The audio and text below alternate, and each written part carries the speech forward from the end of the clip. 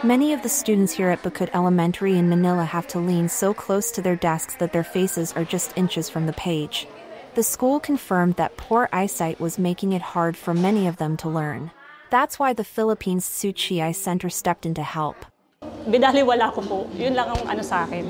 Hindi ko siya nabigyan pansin.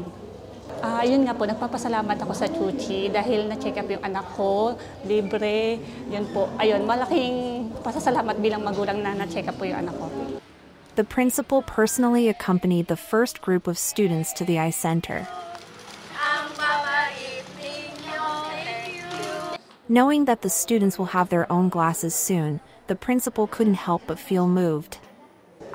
Hindi po namin matutumbasan ito, pero nakikita ko po na sa pagpupursige po ng mga bata natin na sila po ay matuto, darating po ang time, sila naman po ang mag-give back kung ano po ang naranasan nilang tulong mula sa inyo.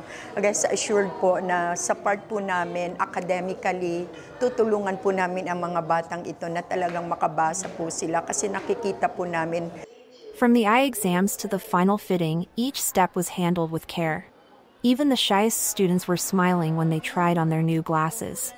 Masaya-masaya na po ako kasi meron na po akong eyeglasses. Thank you po. ITV reports.